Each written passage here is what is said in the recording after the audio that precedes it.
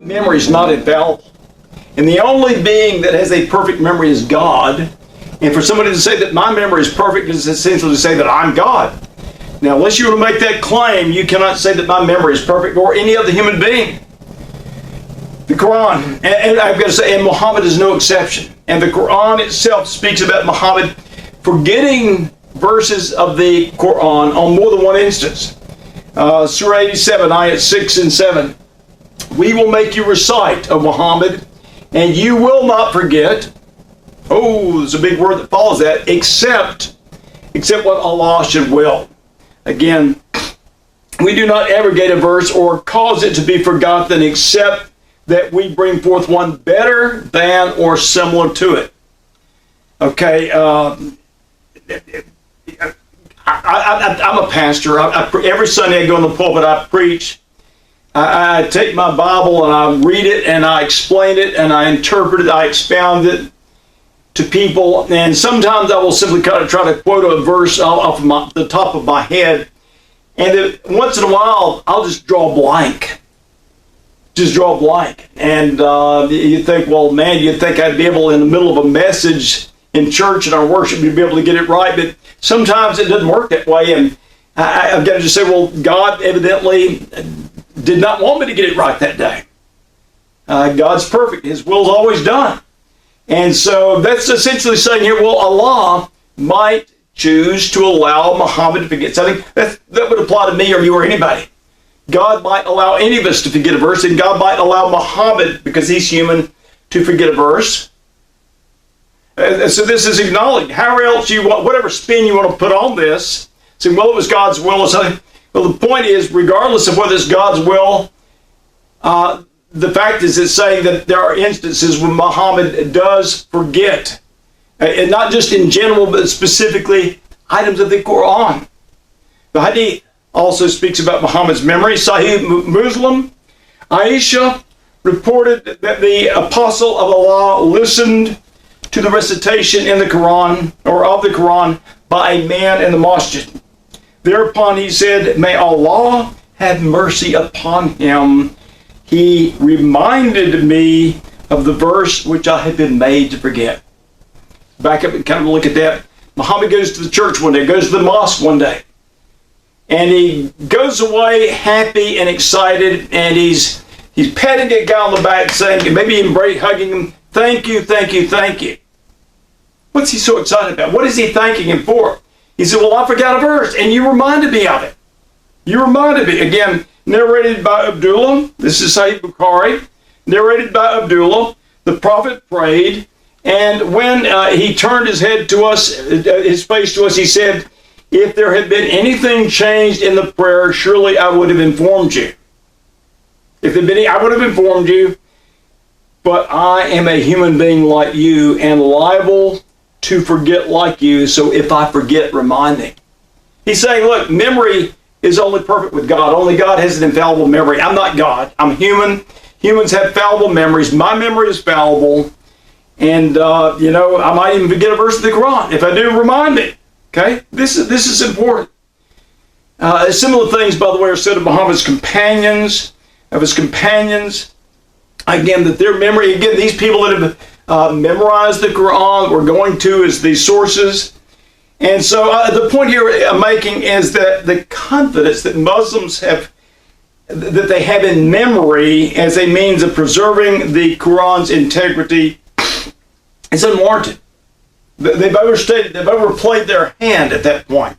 It's unwarranted. Let's go on and look at the next, and we'll come back and talk more about this memory matter in a moment, but the actual inscripturation or the codification, or actually the writing of the Quran, the publishing of it. Let me begin by kind of reviewing the whole process. You probably know the details. A lot of people, maybe if you're not a Muslim, you don't know the details. Maybe if you're a Muslim, even a Muslim, you might not know. But the manner of the text, in which I'm just going to say up front, the manner in which the authorized text came into being, the whole process raises questions and concerns with me. When Muhammad died, there was no published edition of the Quran. Let me say that again. When Muhammad died, there was no published edition like Yusuf Ali or any other like that, the Hafs or Warsh or any other edition. There was no published edition of the Qur'an. The revelations were supposedly dictated to various people. I mean, as he received these, he's dictating to the Shahaba, to the various people, and they themselves would listen. They're hearing, they're understanding, they themselves are retaining these things. They're memorizing, they're committing these things to memory by many, many, many of the companions. We're told that there were many, many of these that had memorized these things. Portions of it, we're told, were written on parchment or on maybe even papyrus, on the parchment, the leather, scattered pieces of bone. You've got the shoulder bone of a camel, we're told, was used as part of a text. Leather, flat stones, palm leaves, etc., etc., etc. Many, whatever they could get to write on. You couldn't run down to the local office depot, get a ream of 500 sheets of paper. You had to come up with anything you could. And sometimes they would reuse text, maybe. But shortly after Muhammad's death, concern began to arise when an increasing number of the Shahaba, the companions, specifically those that had memorized these things, as they were being killed off in various battles. The Battle of Yamama. You've got these rebels, you're out fighting these guys, and a lot of these guys were dying. They were falling in the battlefield.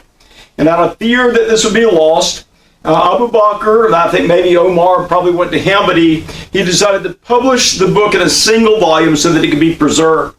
He charged Zayd ibn Thabit with gathering together the parts and using them and putting them together in a single volume. And Zayd said, I'm sorry, no can do. I'm sorry, I will not do that. Muhammad is my boss, not you. Muhammad never said do this. I take my orders from him. He never said to put it in the book. He never said to write it down like that. Again, it is Qur'an. What is recited, not what is written. He never said to do it. If he thought it was necessary to put it in the book, he would have told me to do so. He did not. He did not. So initially, at least, Zayd protested and said, I will not, but they prevailed upon him. There was a sense of urgency. Initially with Abu Bakr, later with Uthman, a sense of urgency, they prevailed upon him, and he finally consented and gathered. He went out searching. He had to go to a massive search. They searched for every fragment they could find and bring them together, collect them, and then put them together in a single volume.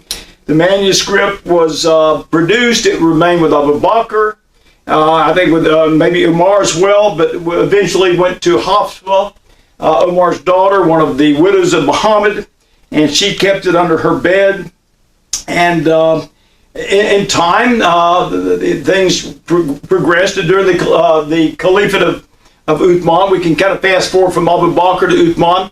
Under the caliphate of Uthman, other concerns arose. As Islam expanded beyond the Arabian Peninsula, differences in pronunciation raised concerns within the Ummah, the Islamic community. So in order to preserve the sanctity of the text, Uthman ordered a committee, again headed by Zayd ibn Thabit, who was Muhammad's probably his most important scribe, a committee headed by him to use Abu Bakr's copy, the one they'd already produced, that Hafsa had, and simply prepare a standard copy of the Quran. It was produced and distributed to the chief primary Islamic centers in Medina and Damascus and Basra and Kufa and possibly even several other places. And all other copies were collected and burned. I mean, repeat that, all other copies were collected and burned.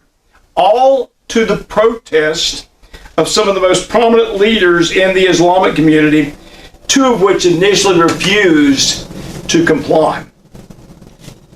So, within 20 years of Muhammad's death, the Quran, as a single volume of sacred scripture, had come into being, and it's known basically as the Uthmanic edition.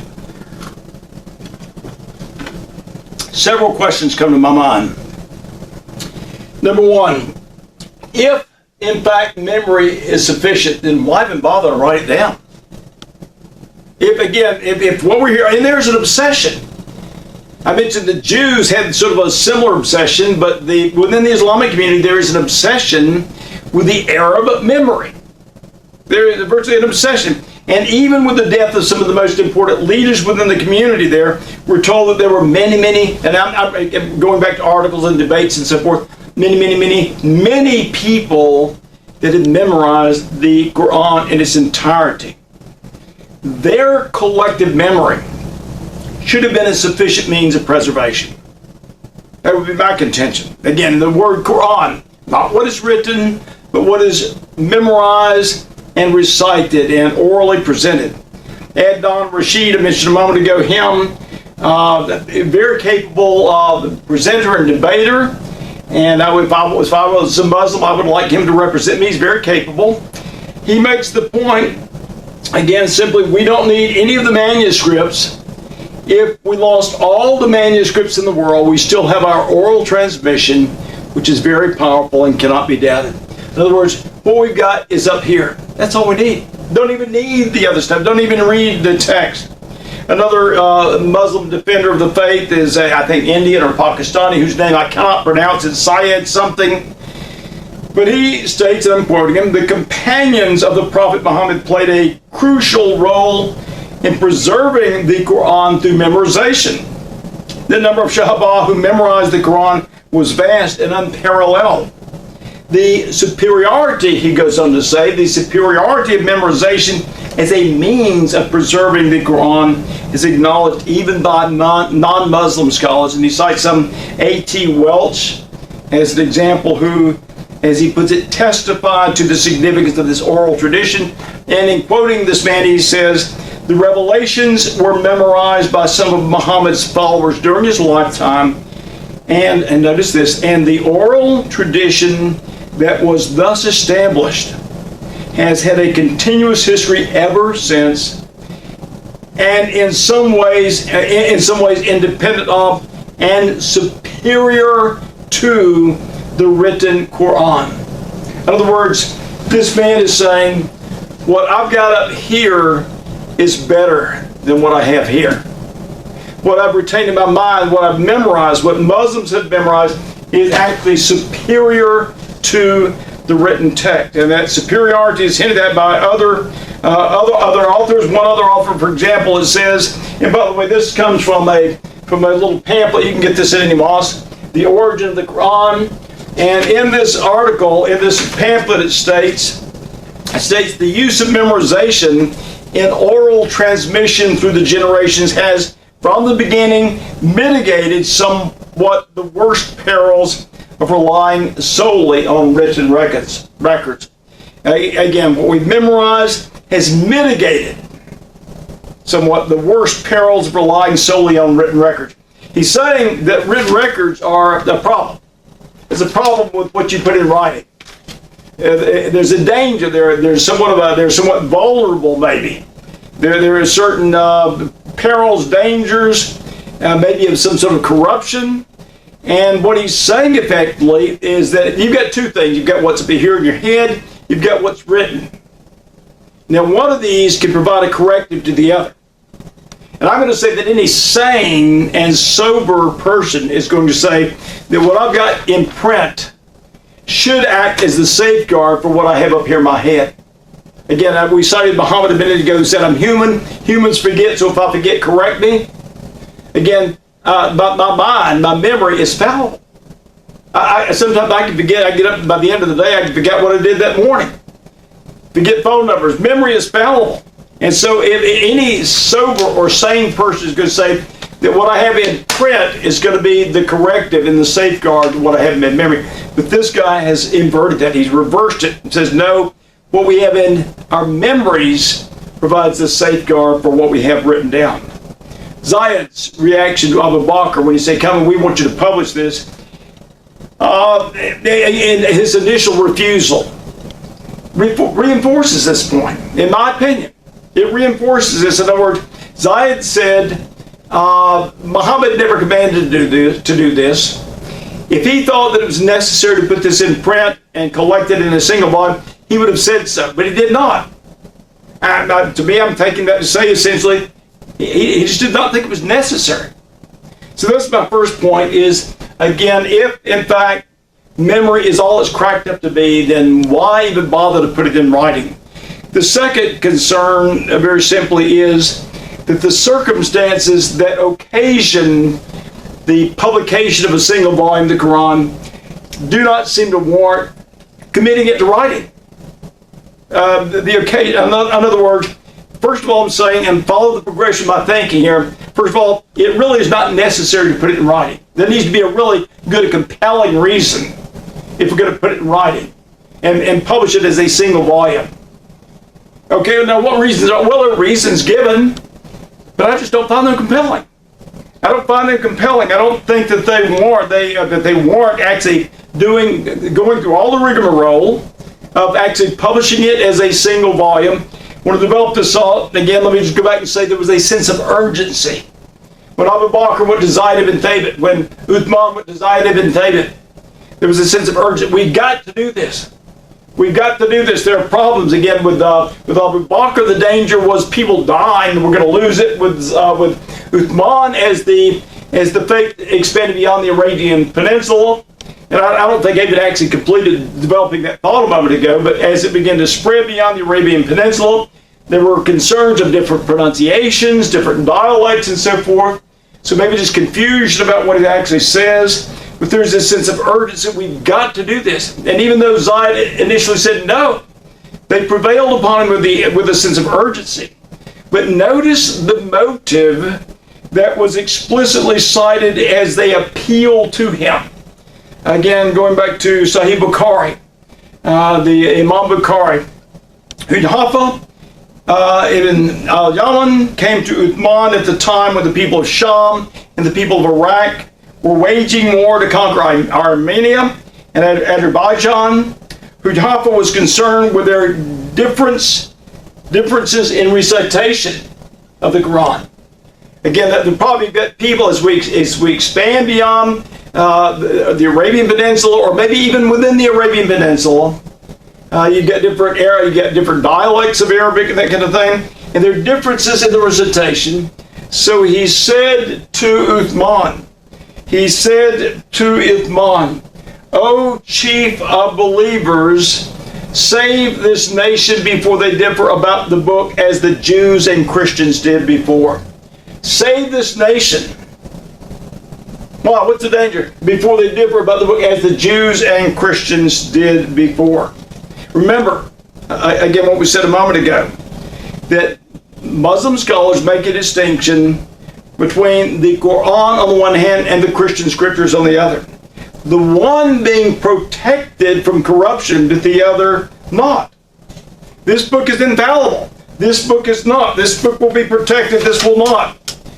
So why, if we've got this, this is the motivation, this is the reason why they were so urgent in saying we've got to codify this as an official authorized version, so that we will not do so that what will not happen with us as happened to the Christians and Jews with their book. Their book was corrupted. We don't want that to happen. But why would they cite the corruption of our scriptures as pointing to a threat to the Quran if it in fact is exempt from corruption in a manner that the Christian scriptures are not? We cited text a moment ago. Our book is exempt. Your book is not, but our book is exempt. Our book is exempt. It will not be, cannot be corrupted. And again, the other thing, if the differences are simply with respect to recitation, and I hear this consistently. Well, no, there's no difference in the text. We don't have textual variants like you do with your New Testament, with one manuscript saying one thing and another saying something else. We don't have that. All we have are differences in pronunciation. Huh? If all the differences are with respect to pronunciation, which do not make a material difference or affect materially the meaning of the text, then what difference does it really make? Why the urgency? Why this sense of necessity? Zion, you've got to do this. You've got to do this. Well, if I were Zion, I'd say, why? Why? If it's just a matter of this person pronounces it differently than this person, what difference does it make? So let me kind of summarize what I've said to this point. If memory is so great, then why bother to even publish it in a book?